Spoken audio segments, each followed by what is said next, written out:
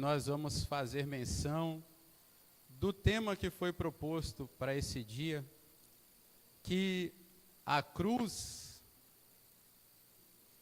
a cruz de Cristo não foi o fim, mas sim o começo.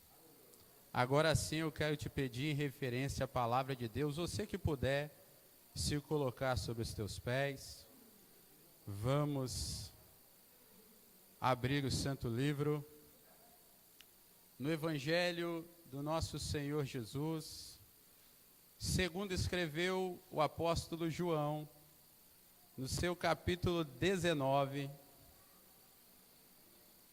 Evangelho segundo escreveu João, capítulo 19, e apenas o versículo de número 30.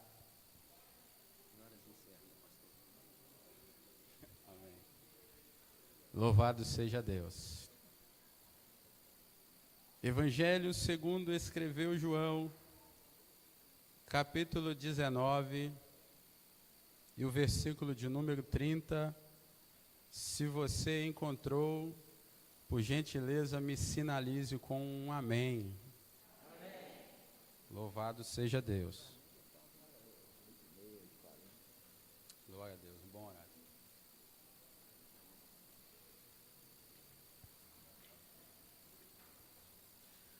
Nos diz assim a palavra de Deus: e quando Jesus tomou o vinagre, disse: está consumado. O que Jesus disse? Está consumado.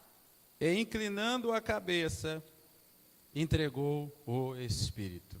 Os irmãos podem se assentar nessa noite. Louvado seja Deus. Queridos, independentemente daquela pessoa que é cristã ou não, independentemente se a pessoa é crente ou descrente, uma coisa nós entendemos e não há como negar, que eu e você temos a ciência de que a figura de Cristo é, sem sombra de dúvidas, a figura mais importante da história. Haja vista que, quando você estava no seu colegial, assim como eu, e as novas gerações que ainda estão estudando, nós aprendemos que a cronologia humana tem um divisor de águas. A cronologia humana tem um divisor de águas. A cronologia humana está dividida em dois períodos. E o divisor de águas da cronologia humana se chama Jesus.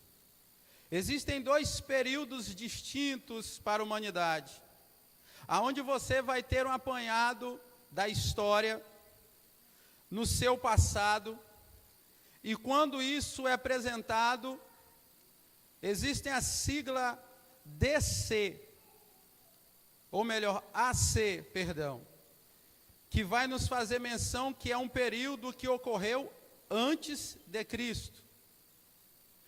E todo o período posterior a esse, nós vamos entender que é um período conhecido como ADC, depois de Cristo. A figura de Cristo está no centro da história. E obviamente nós, como cristãos que somos, estudiosos da palavra de Deus, sabemos que os feitos de Cristo fizeram com que ele viesse a alcançar esse patamar. Mas que feitos são esses, irmão Eduardo? O Senhor, quando esteve nesta terra, em um período de espaço de tempo de 3 anos e meio, cumprindo seu ministério, e pós-ressurreição, mais 40 dias, Jesus teve misericórdia e compaixão de muitas pessoas, de forma que ele operou muitos milagres. E também ele ensinou e pregou a palavra de Deus. Ele anunciou sobre o reino. Mas o maior feito de Cristo, aleluias, foi, sem sombra de dúvidas, ter se entregado por mim e por você. Louvado seja Deus. O Senhor voluntariamente assumiu a responsabilidade de se entregar para que hoje eu e você pudéssemos ter vida, mas não meramente uma vida terrena, mas Ele vai dizer que nós venhamos ter vida e com abundância, e esta vida com abundância remete à eternidade, para onde um dia, e eu acredito que este dia já está próximo, que Ele nos levará para a sua eternidade. Mas antes de nós adentrarmos neste tão grande ato de amor, é necessário você entender a percepção de Deus para com isso. No livro do Gênesis nós vamos aprender que quando o Senhor Deus cria o homem, a mulher e todo o globo terrestre, assim como animais, vegetais, enfim, o Senhor Deus cria um lugar em especial para este casal, de forma que tudo é perfeitamente harmonioso. Mas como todos nós sabemos, vai chegar um momento em que o ser humano vai pecar. O ser humano vai desobedecer às ordenanças divinas. E, para termos de conhecimento, o ser humano não foi feito para morrer. O ser humano, assim como a imagem e semelhança de Deus, trazia em seu DNA a imortalidade. Mas o Senhor Deus havia os advertido que se um dia eles tocassem naquela fruta que estava naquela árvore em específico, eles viriam a morrer. Ou seja, o pecado agora vai trazer um constrangimento e uma separação do homem para com Deus. Mas nós glorificamos ao Senhor, porque mesmo o homem tendo errado, mesmo o homem tendo transgredido a lei divina, Deus está sempre disposto e proposto a manter um relacionamento com o ser humano. De forma que Deus agora, para amenizar a situação do pecado, Ele vai agora pegar um animal, e através da morte deste animal, Ele vai, aleluia, fazer com que o homem se vista. E aquilo já é um pré-anúncio do que Cristo iria passar na cruz do Calvário. O ser humano, para aplacar a ira de Deus, e só existe uma coisa que nos separa do Senhor, que se chama pecado.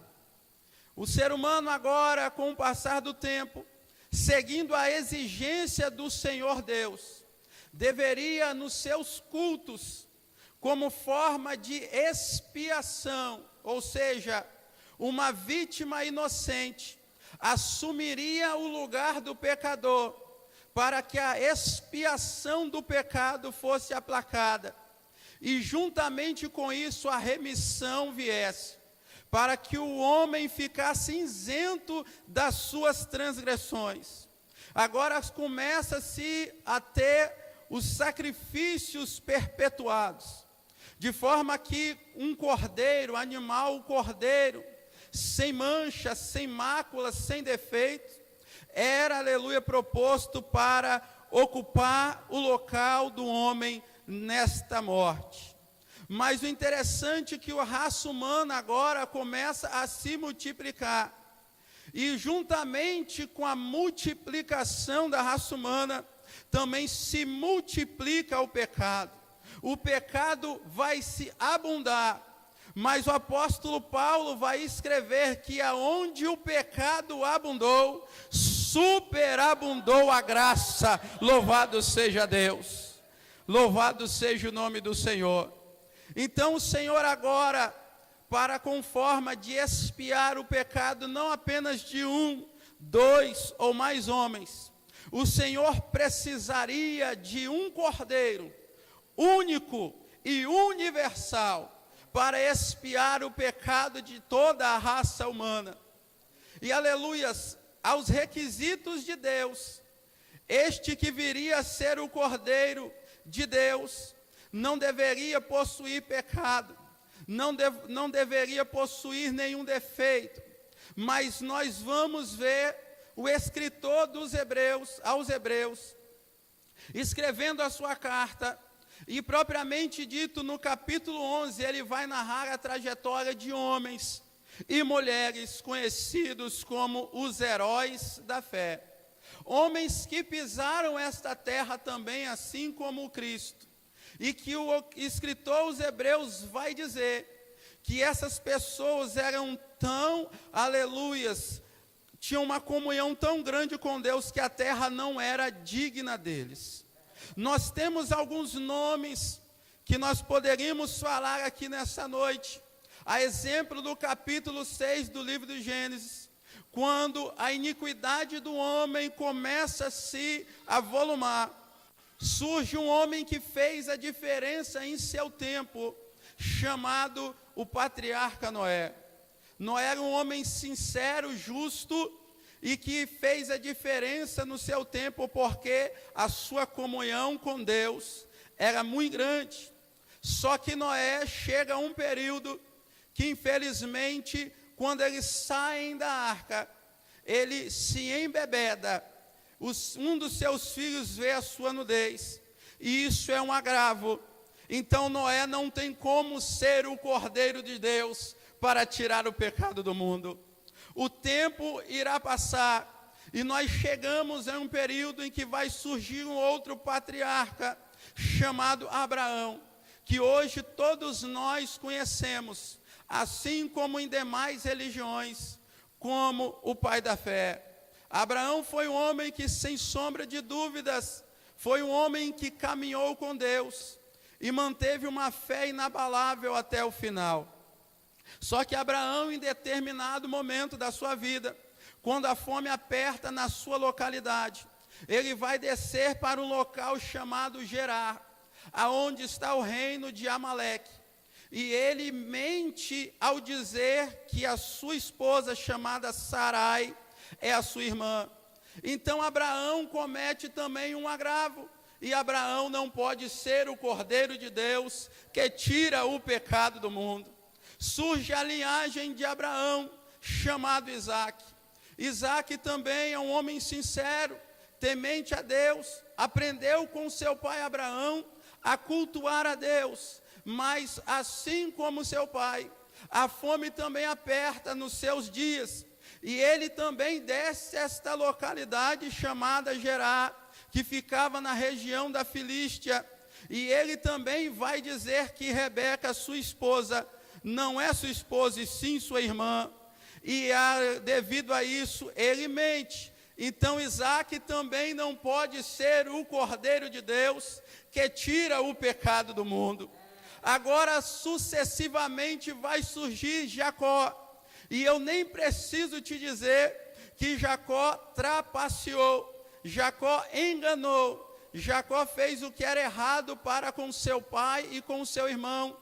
Haja vista que lá na frente ele se arrependeu e Deus mudar o seu nome para Israel. Mas devido a esta situação, Jacó também não poderia ser o Cordeiro de Deus que tira o pecado do mundo. Até então não aparece um que tenha a sua postura ilibada, que tenha uma postura de forma correta, total, para se entregar por mim e por você na cruz do Calvário. O tempo vai passar e vai surgir agora outro patriarca chamado Moisés. Meu Deus, que homem foi Moisés! Moisés foi o grande legislador de Israel. Um homem que o próprio Deus vai dizer para Miriam e Arão na sua sedição: olha, com os demais profetas eu falo através de sonhos, através de visões, em outras maneiras, mas não é assim com o meu servo Moisés.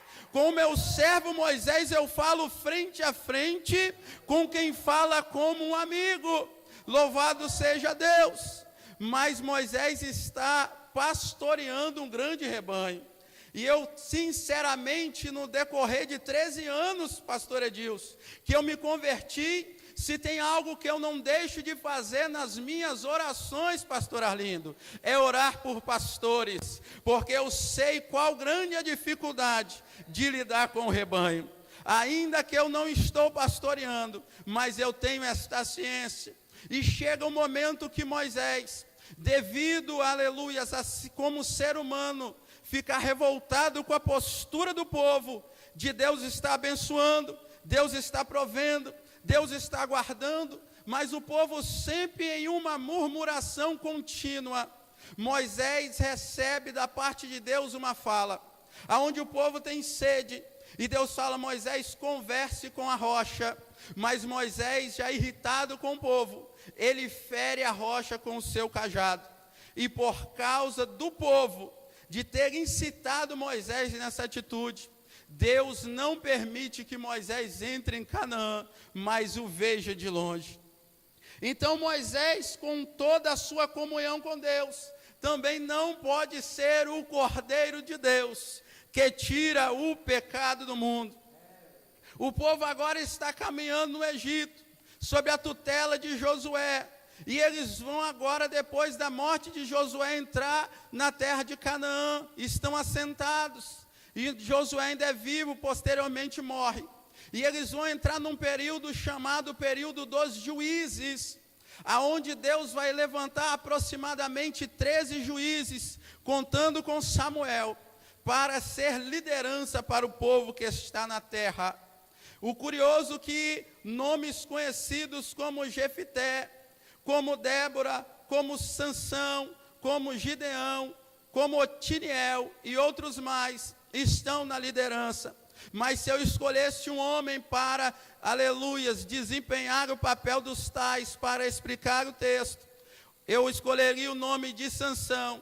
Sansão começou bem, Sansão teve um ministério bem, mas infelizmente no final da caminhada de Sansão, ele cedeu à fala de Dalila, e como todos bem conhecem a história, Sansão se perdeu no meio do caminho.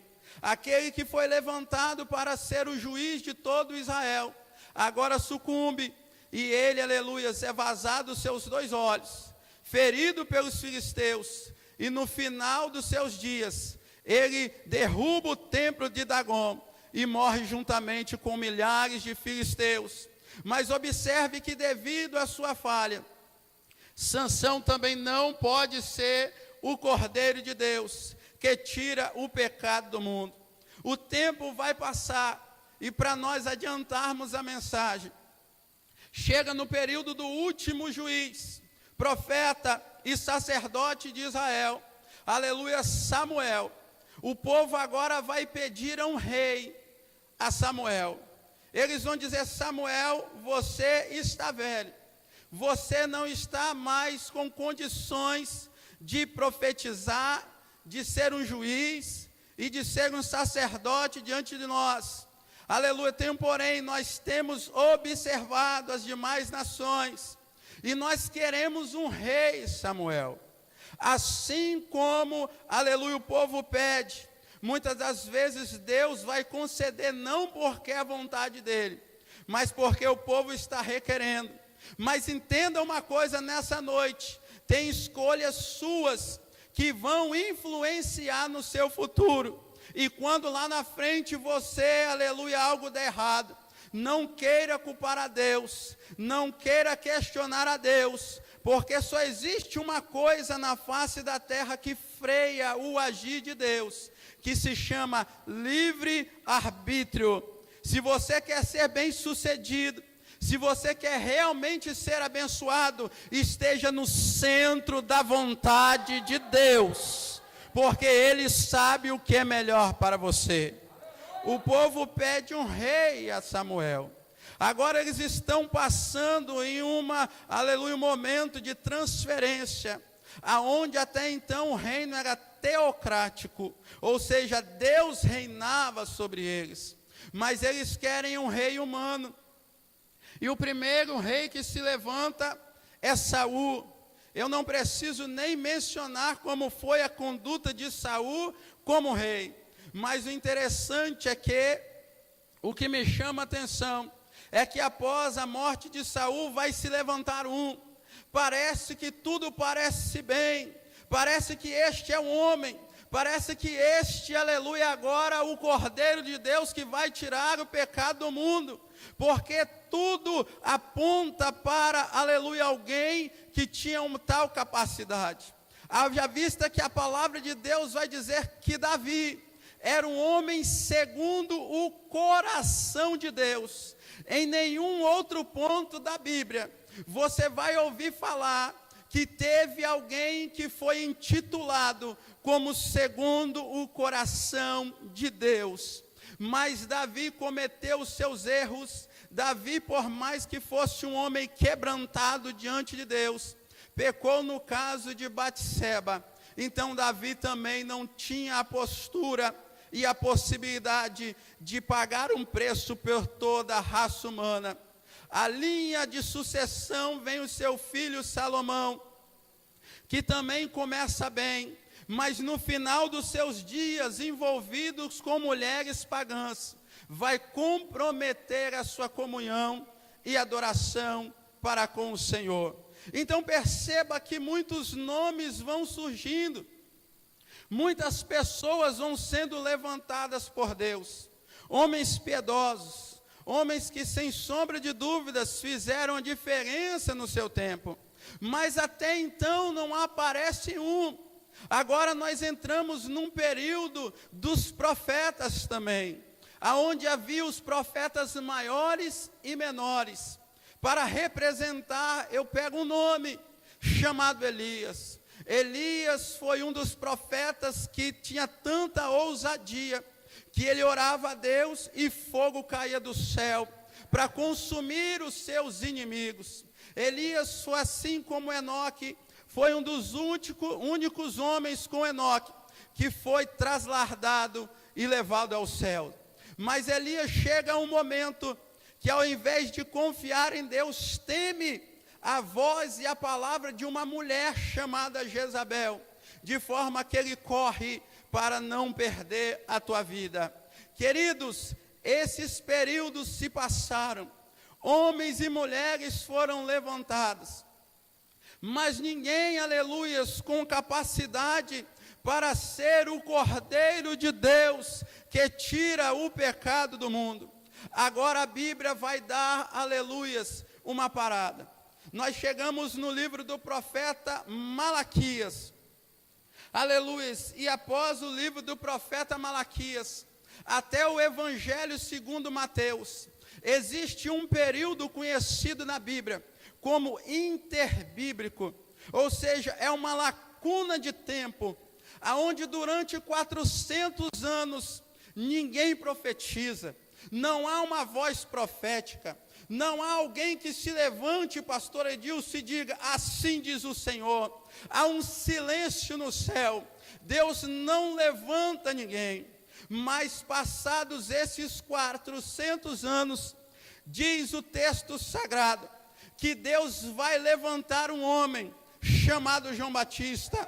E Isaías profetiza a respeito desse homem, e outros mais dizendo que ele será a voz do que clama no deserto. Ele vai preparar o caminho para um. E quem é esse que ele vai preparar o caminho? Oh glória! Ele vai preparar o caminho daquele que vai resolver o negócio. Ele vai preparar o caminho para aquele que vai dar um basta. Ele vai preparar o caminho para aquele que vai resolver o que Abraão não pôde, o que Noé não pôde, o que, aleluia, Davi não pôde, o que nenhum profeta, sacerdote e juiz não pôde. Para que quem que João vai preparar o caminho. João está batizando no Rio Jordão. E de repente, quando ele está batizando, ele vai ver surgindo um, que ele vai dizer anteriormente que quando ele chegasse, ele é um que João não era digno nem de abaixar e desatar a sandália dos seus pés. E quando João avista esse que está chegando, João, aleluia, vai olhar e vai dizer: não é Abraão, não é, aleluia, Isaac, não é Jacó. Quem é esse que está chegando? Não é Sansão, não é Davi, não é Noé. Quem está chegando? Sabe quem está chegando? Quem está chegando é o Cordeiro de Deus, que vai tirar o pecado do mundo. Louvado seja o nome do Senhor. Agora Jesus se apresenta. E por que Jesus se apresenta? Porque Paulo, na Epístola aos Romanos, capítulo 3, versículo 10, vai dizer que não há um justo, nem um justo sequer. Desde Abel até aquele período, houveram homens e mulheres piedosos, mas que foram justificados por Deus, porque não há mérito nenhum em nós. É por isso que nós falamos que a graça é um favor imerecido. Nenhum de nós merece. Eu não mereci estar aqui nessa noite. Você não merecia estar aqui nessa noite, mas pela graça de Jesus Cristo nós somos salvos. Louvado seja Deus. Jesus agora chega. E a palavra de Deus vai dizer que ele vai ser batizado por João e vai cumprir o seu ministério. Mas o interessante é que no decorrer do ministério de Jesus, vão surgir pessoas que infelizmente vão invejá-lo. Aleluia, porque a multidão que outrora estava com João, agora também percebe que Deus levanta um que está acima de João, e eles começam a seguir a Jesus. Se fosse nos nossos dias, seria muito fácil você identificar aonde Jesus está. Era só observar uma multidão. Se você visse uma multidão de pessoas, você saberia que Jesus estava ali. E por que a multidão seguia Jesus? Porque Jesus entendia o lado do povo. Jesus se compadecia do povo. Jesus tratava o povo, aleluia, com uma maneira especial. Só que isso agora vai despertar a intriga, a inveja e outros sentimentos negativos de fariseus, escribas e saduceus.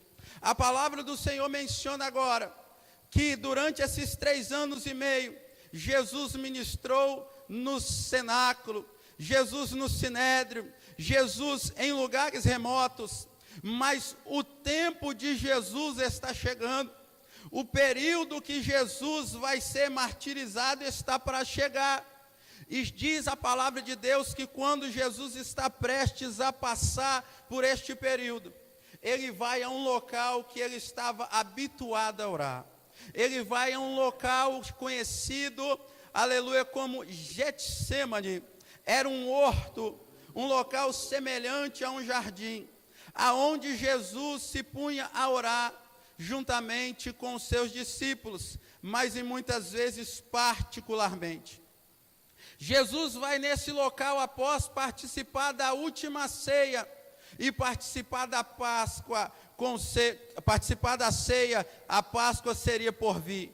E ele vai agora advertir os seus discípulos que ele seria entregue na mão de tais. Quando Jesus está nesse local chamado Getsêmani, diz a palavra de Deus que agora, aleluia, Judas, o que o iria trair, chega e com um beijo denuncia aos principais dos sacerdotes e escribas quem era o Messias. Agora eles vão o apanhá-lo e levá-lo até ao sinédrio para ser interrogado por o sumo sacerdote da época chamado Caifás. Jesus agora vai ser interrogado. E a pergunta de Caifás é uma que ele faz para Jesus com toda, aleluia, afirmação: você é o Filho de Deus.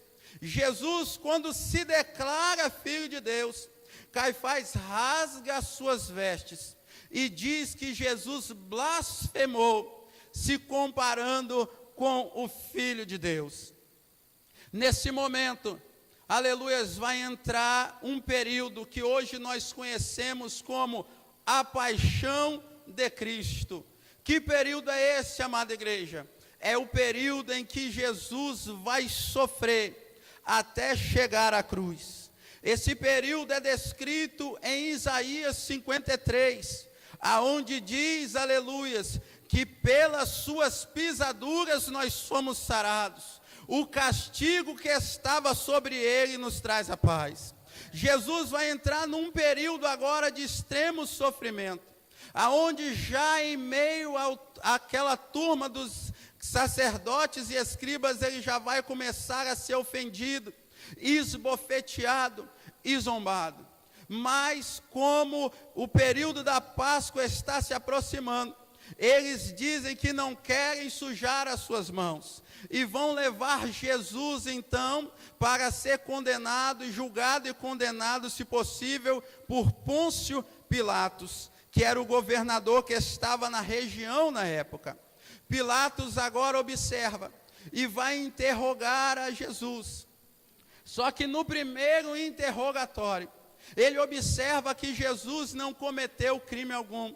Então ele percebe que Jesus é um galileu e manda Jesus para a região que está sob a tutela de Herodes. Quando ele chega na região, Herodes vai também interrogá-lo e presencia e tem Jesus como um homem comum, como um homem que até está louco. Então ele manda novamente Jesus para a jurisdição de Pôncio Pilatos. Quando Jesus volta para lá, Pôncio Pilatos querendo livrar Jesus, pois sabia que aquele homem era inocente. Sabia que aquele homem não tinha culpa do delito que os judeus estavam trazendo sobre ele. Aleluias. E ouve a fala da sua esposa, aonde ela diz: não se meta na causa deste justo, porque esta mesma noite eu tive um sonho e muito padeci por causa dele. Mas a multidão estava querendo a morte de Cristo. Aquela mesma multidão que, em meio dos tais, muitos receberam milagres, muitos, aleluia, foram alimentados por pães, agora estão aclamando e querendo a morte de Jesus. Aleluia. Pôncio Pilatos agora manda flagelar o mestre, de forma que, segundo os historiadores, Jesus é colocado em espécie de tronco. E, aleluia, os soldados romanos mais fortes da época, mais vigorosos, é os que vão açoitar o mestre. Segundo os relatos, os chicotes romanos possuíam nas suas pontas das tiras aço e pontas de ossos de animais, de forma que cada chicotada que era dada, aleluias, desfigurava as costas daquele que estava sendo açoitado. E eram vários açoites. Eu quero que você imagine agora nessa noite como que não ficou o meu, o seu, o nosso Jesus. O sangue vertendo pelo seu corpo, a força se esvaindo, e aqueles homens sem nenhuma piedade, chicoteando as costas do mestre. Foi um sofrimento sem igual, mas o interessante é que a posição de Pilatos não era crucificar a Jesus. A intenção de Pilatos era libertá-lo após estes açoites. Mas no costume judeu, no período da Páscoa, havia uma cultura na época que se libertasse um prisioneiro, e Jesus estava sendo prisioneiro de Roma, mas havia também no cárcere um homem chamado Barrabás. Barrabás era um homem de dissensão, um homem que trouxe muitos problemas para o Império Romano, e por certo estava no corredor da morte. Mas agora Pôncio Pilatos, para tentar em um último esforço soltar a Jesus, ele vai fazer a tão famosa pergunta, vai apontar para Jesus e trazer a Barrabás, e perguntar ao povo judeu: a quem vocês querem que eu solte? Agora o povo, para que a profecia bíblica se cumpra, eles vão dizer: liberte a Barrabás e crucifica Jesus. Liberte a Barrabás e crucifica a Jesus. Ei, querido, um homem naquela época, que era, aleluias, morto por crucificação, era considerado uma das piores espécies para o Império Romano. Aqueles homens sabiam disso, estão pedindo pena máxima para Jesus, e a pena da crucificação. Agora o período de Jesus ser crucificado se aproxima, de forma que antes de ele ser crucificado, não bastasse os soldados romanos terem o chicoteado até dilacerar o seu corpo, eles vão tecer uma coroa de espinhos de aproximadamente 5 polegadas, e vão botar e pressionar na cabeça de Jesus, aonde vai até a tua caixa craniana. Jesus já está com suas costas todas dilaceradas, e ele agora tem uma coroa de espinhos sobre a sua cabeça. Eles vão trazer uma capa de escarlata vermelha, e vão vestir o corpo do mestre, e a zombaria dar-se continuidade, da onde ele vai dizer: eis o rei dos judeus, e a zombaria é total. Jesus já está no estado lastimável, mas agora ele vai continuar a sua paixão. O período da sua crucificação se aproxima, de forma que após tudo isso, Jesus vai ter que carregar a cruz. Mas entenda isso, na cultura romana, nenhum homem sequer era capaz de carregar a cruz em um todo. Então o que acontecia, irmão Eduardo? Um filme foi lançado há uns anos atrás chamado Paixão de Cristo, de Mel Gibson. Segundo alguns críticos, esse filme destaca bem o sofrimento fidedigno que Jesus passou até chegar na cruz do Calvário. Diz a palavra e a história, aleluia, que Jesus vai levar a parte chamada pástíbulo. Era a parte superior da cruz, porque após ser violentadamente chicoteado, nenhum homem sequer tinha condição de levar a cruz em um todo, porque a cruz em um todo pesava, segundo historiadores, mais de 130 quilos. Então Jesus leva a parte somente superior e, aleluias, horizontal da cruz, de forma que a pesava aproximadamente 60 quilos. Jesus está agora começando a levar esta parte de madeiro, de forma que ele começa a caminhar. E interessante que quando ele está caminhando na via dolorosa, as palavras que Jesus vai ouvir não é palavra de conforto. A palavra que Jesus vai ouvir não é uma palavra para, aleluia, animá-lo, de gratidão pelo que ele já fez, não. As palavras que Jesus vai ouvir são palavras de zombaria, de escárnio, de forma que Jesus foi zombado até o final. E no decorrer do caminho, ele tendo a companhia de soldados romanos, o esbofeteando e zombando dele também. Há de chegar o momento que a dor do mestre foi tão grande, foi tão terrível, que ele não consegue mais carregar aquele madeiro. Jesus cai no chão já fadigado de cansado, ensanguentado, exausto, e agora eles percebem que Jesus não tem a condição de carregar o madeiro sozinho.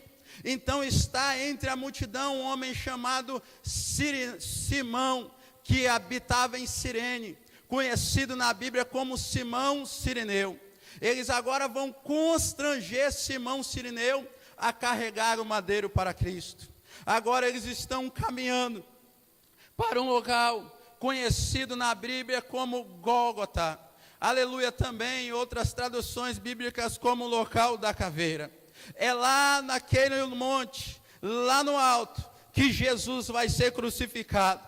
Jesus vai indo até chegar a este local. E quando chega a este local, assim como os dois ladrões que estiveram uma à direita e outra à esquerda, Jesus vai ter as suas mãos traspassadas por cravos, que hoje seria semelhando nos nossos dias como pregos grandes, pontiagudos. Jesus vai ter as suas mãos e os seus pés traspassados por esses cravos e ser pendurado lá em cima do madeiro na cruz.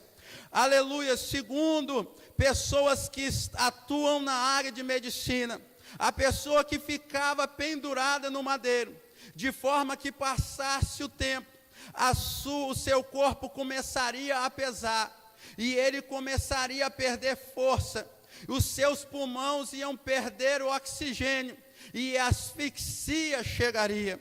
Jesus está passando por esse processo, mas dentro desse processo tem 3 falas que Jesus vai mencionar que me chamam a atenção. A primeira fala de Jesus é o que está escrito no livro de Salmos, número 22. Deus meu, por que me desamparaste?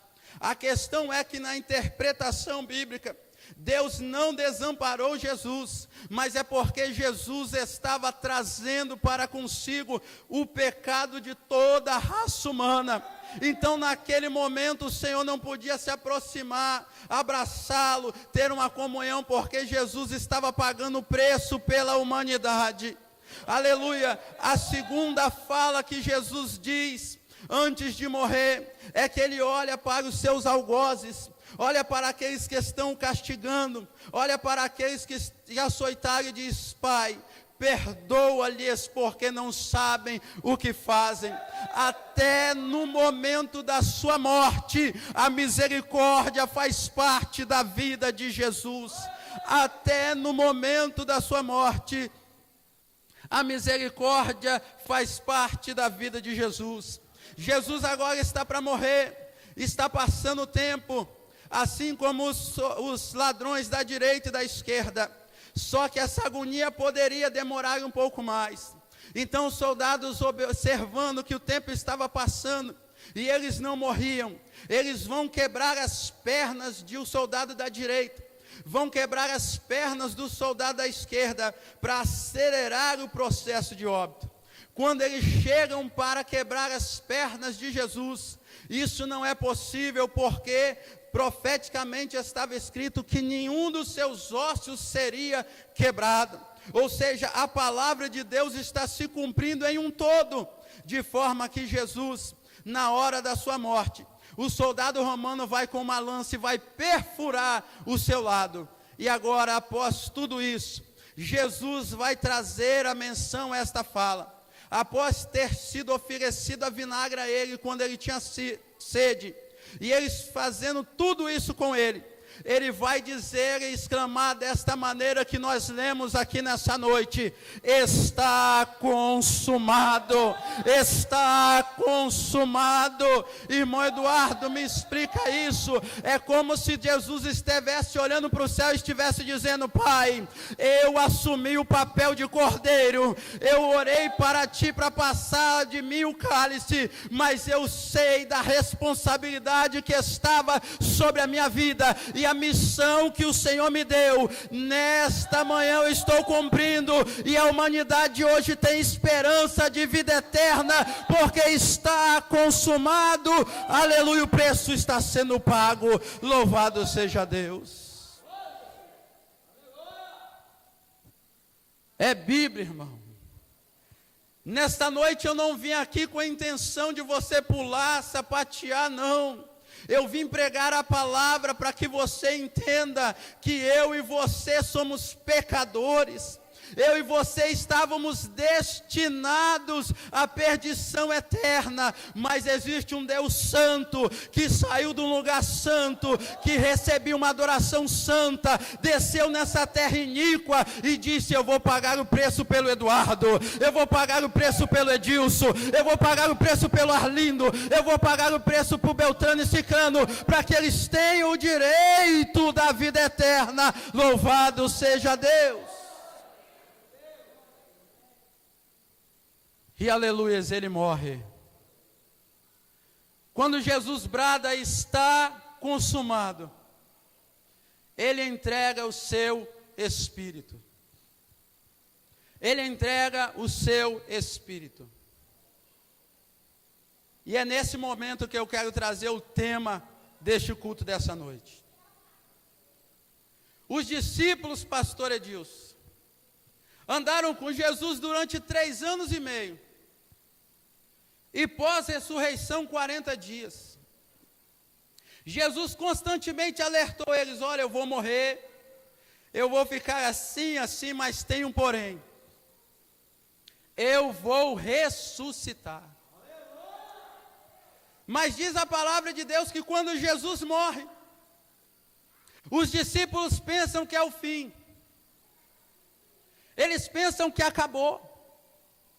Você já conhece alguém assim? Que a palavra de Deus está sendo aplicada para ele. A palavra de Deus está sendo ministrada, ele está sendo ensinado. Mas a primeira adversidade que surge, ele esquece do que ele já ouviu e teme. O temor é algo do ser humano, mas você dá vazão ao temor, que é prejudicial. Escute uma coisa, eu estou falando da palavra de Deus. Aleluia, eu tomo minhas precauções, eu passo álcool na mão, eu uso máscara, eu faço tudo isso. Mas uma coisa eu tenho certeza, que tem um Deus no céu que está acima da Covid-19, e se Ele falar que você não vai morrer, você não vai morrer. Mas se Ele permitir que você morra, oh meu irmão, tem um lugar preparado na eternidade, louvado seja Deus, onde não tem enfermidade para mim e para você. Os discípulos pensaram que é o fim. Os sacerdotes e escribas pensaram que era o fim. Nós não teremos mais problema com esse Jesus. Nós não teremos mais problemas com a seita dele, que é assim que eles eram considerados. Mas entenda uma coisa nessa noite, eu já estou encerrando. A ótica de Deus não é como a minha e a sua. O olhar de Deus não é como o meu e o seu. O que para você pode estar acabando, para Deus é só o começo. O que para você e para mim pode ser o fim, para Deus está dizendo é só o começo. Porque a ótica de Deus não é a minha e a sua. Aleluia, Samuel chega e diz: é esse, é Eliabe, o futuro rei de Israel. Mas Deus está dizendo: não, a minha ótica não é como a sua, Samuel. Eu não vejo como o homem vê. Deixa eu te explicar isso melhor. Às vezes nós estamos olhando uma situação, e nós ficamos tão focados naquela situação e pensamos: agora acabou, agora não tem mais jeito. Mas Deus está dizendo: o negócio comigo é diferente.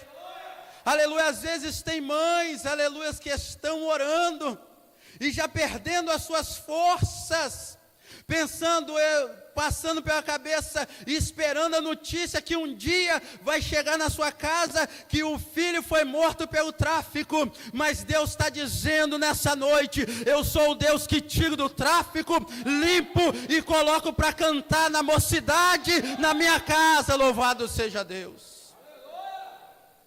Às vezes tem aquela esposa que queria que o marido viesse com ela de mão dada para a igreja, e ela passa e tem o desprazer de ver o marido na porta do bar. Mas a ótica de Deus está dizendo: para muitos é um beberrão, mas para mim vai ser um futuro obreiro na minha casa, que eu vou usar. Louvado seja o Senhor. Então, quando Deus olha lá do céu, a cruz não era o fim. a cruz era apenas o começo. E por que era o começo? Porque Jesus morreu.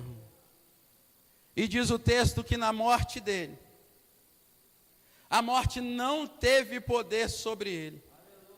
De forma que ele foi nas partes mais baixas, figuradamente, a ponto de chegar no Hades, que na linguagem hebraica se chama lugar dos mortos. Só que no Hades tinha duas repartições, aonde de um lado ficava aqueles que eram ímpios, e do outro lado ficava os que eram servos de Deus. Essa outra repartição se chamava seio de Abraão, uma alusão devido à fé do patriarca. E o apóstolo Paulo diz que quando Jesus morre, ele vai lá no Hades, e ele vai levar cativo o cativeiro. O que é isso, irmão Eduardo? Quando Jesus morre, muitos acontecimentos se deram, mas o principal deles é que Jesus foi no Hades anunciar a tua vitória, anunciar a vitória sobre a morte, sobre Satanás, sobre o pecado. Jesus vai, quando ele sobe aos céus, ele vai inaugurar um local que é conhecido principalmente pelo ladrão da cruz da direita como paraíso. Jesus agora vai retirar lá do Hades, do seio de Abraão, os salvos, e vai levá-los para o paraíso. E o mais maravilhoso é que quem inaugurou o paraíso foi o ladrão da cruz e depois os demais santos. Mas tem um lugarzinho para mim e para você ainda lá. Tem um lugarzinho para mim e para você ainda lá. Louvado seja Deus. A morte não era o fim, mas era o começo. E para finalizar nessa noite, Jesus ressuscita no domingo de Páscoa. Eu vou decepcionar, quem sabe, algumas pessoas aqui nessa noite. Mas o Todo-Poderoso te deu uma incumbência para você que é pai. E você que é mãe. Hoje a Páscoa que nós entendemos, alguns entendem, é comércio, é coelhinho de Páscoa, é ovo de Páscoa. Mas a minha Páscoa e lá na minha casa não tem coelho.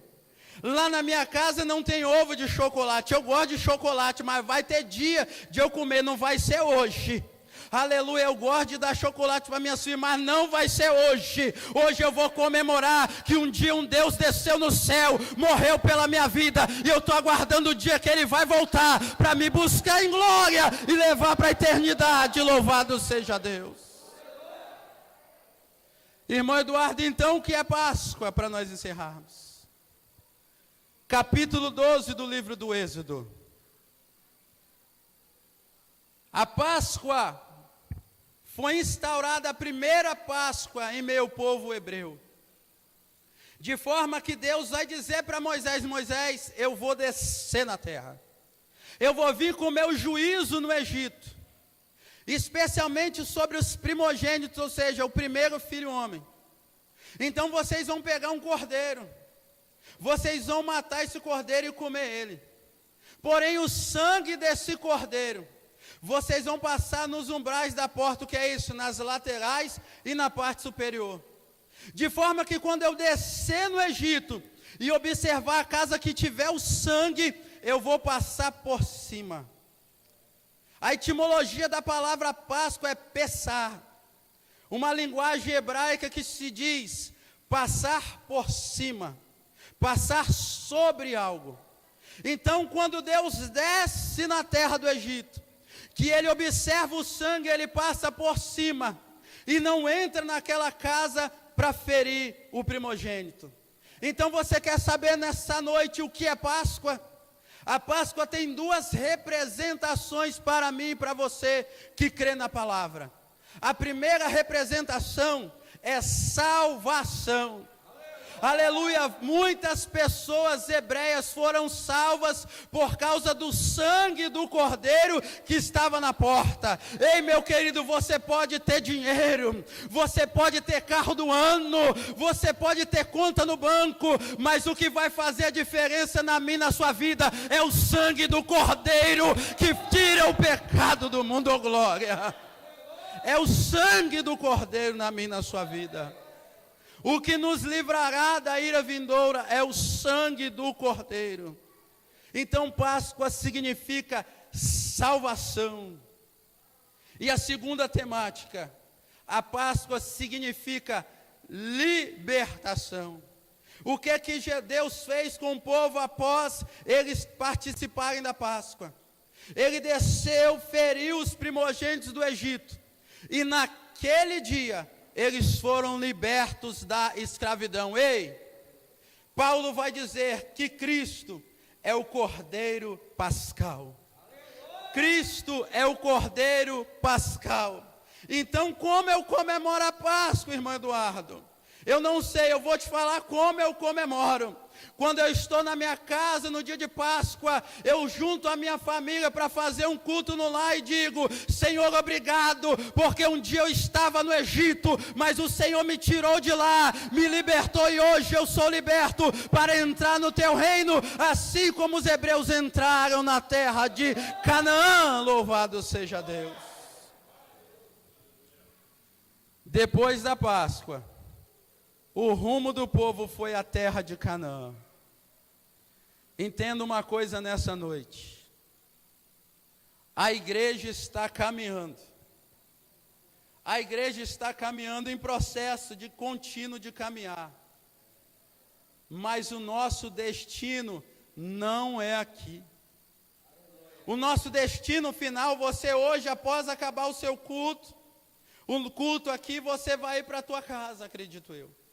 Você vai para o teu lar, você vai voltar para lá, mas o seu destino final não é a tua casa. O seu destino final não é o teu lar.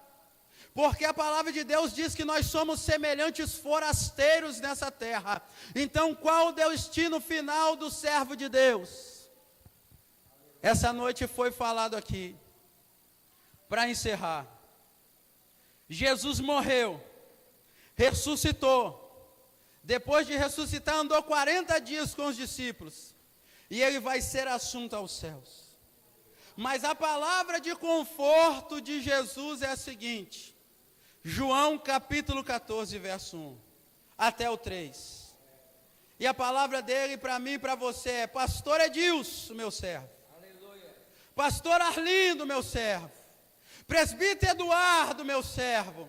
Igreja amada, minha serva, não se turbe o vosso coração. Credes em Deus e credes também em mim. Por quê, Senhor? Porque na casa de meu Pai há muitas moradas. E se não fosse assim, eu não vos teria dito: irei preparar-vos lugar. E quando eu for e preparar-vos lugar, virei outra vez, para que onde eu estiver, estejais vós também. Meu amado e querido irmão, você está preocupado com a pandemia? Tudo bem, mas deixa eu te falar uma coisa: o Jesus que eu creio que você crê já está voltando. O Jesus que eu sirvo, oh glória, ele já está voltando. Ei, eu não estou te dizendo que eu vou te entregar a chave de carro essa noite, não. Eu não estou dizendo que você vai receber uma casa nova. Eu estou dizendo é que Jesus, ele está voltando. Ele está voltando. Ele está voltando para buscar a sua igreja. E a notícia melhor da noite é que para onde ele vai te levar, não tem Covid-19 não. Para onde ele vai te levar não tem enfermidade não.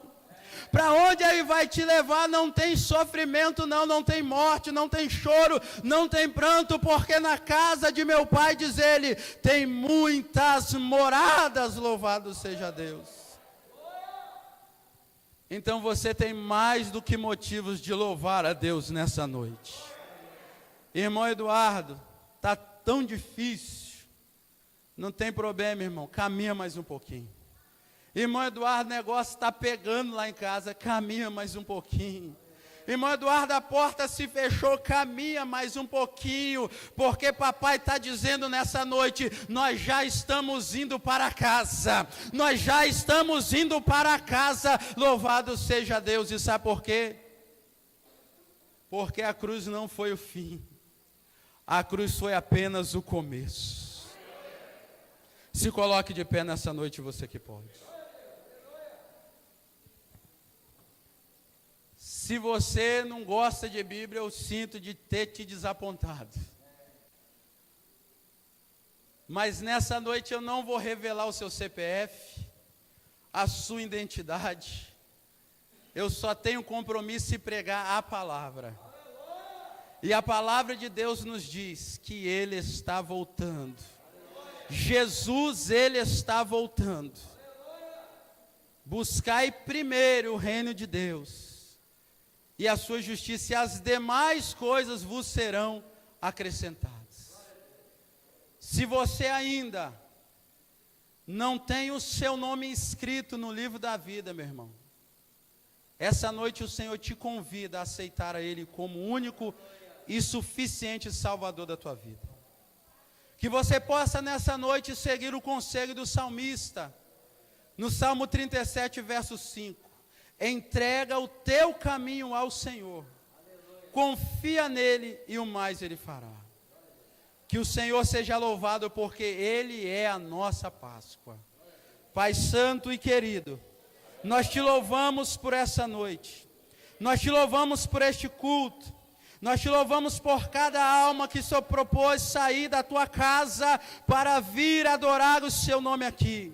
Nós te louvamos por aqueles que estão assistindo nos seus lares, através das redes sociais. E nós te louvamos porque tudo o que está acontecendo é cumprimento, é profecia bíblica, e nós aguardamos a volta triunfal do nosso Mestre, porque o Senhor morreu como cordeiro, mas ressuscitou como leão, e o leão da tribo de Judá virá buscar a tua igreja. Obrigado, Senhor, porque até aqui o Senhor tem nos ajudado. Que o Senhor nos dê graça para continuar caminhando na tua presença, porque em breve nós voltaremos para o lar. Assim eu te agradeço por essa rica oportunidade nessa noite, em nome de Jesus. Amém, amém. E você pode sentar adorando o nome do Senhor.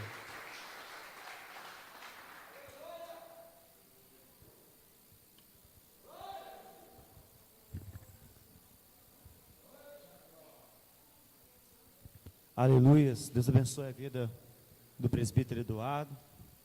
Irmãos, você que viu o presbítero Eduardo pregando, eu vou dar os anúncios, logo após vou passar para o pastor para ele estar orando para os aniversariantes. Você que viu o presbítero Eduardo pregando, ele pregou de Gênesis e quase Apocalipse, tá? Ele conseguiu trazer toda a mensagem. E você que viu e tem um desejo de aprender a pregar, irmãos, domingo, nós vamos estar iniciando uma revista muito boa.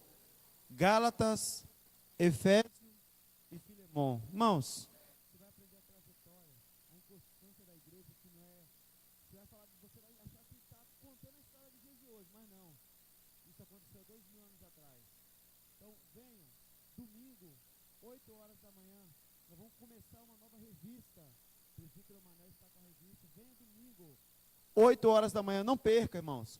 Olha, o assunto vai estar Gálatas, Efésios e Filemão. Irmãos, para você aprender quantos anos Paulo esperou depois da sua convenção. Todo mundo acha que ele se converteu hoje e começou a pregar amanhã, mas não. Foi um processo. Venha para você aprender. Não perca, não fique de fora.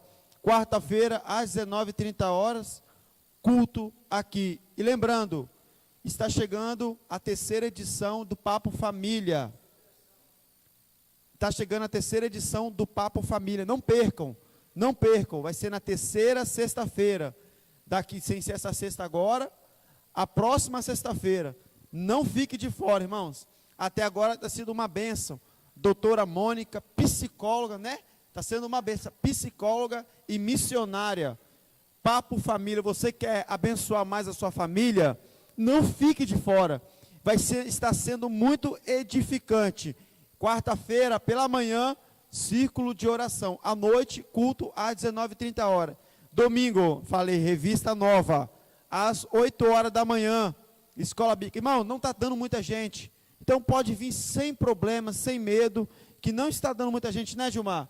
Então pode vir, venha, não perca. É a maior escola do mundo. Para quem quer ser pregador igual a ele, meu sonho é pregar desse jeito. Então venham, que você vai aprender aqui a palavra de Deus. À noite, às 19h, culto público. Irmãos, não percam, venham. Lembrando, Papo Família está chegando. Não perca a 3ª edição. Amém, irmãos? Volta a palavra, pastor, para estar orando para o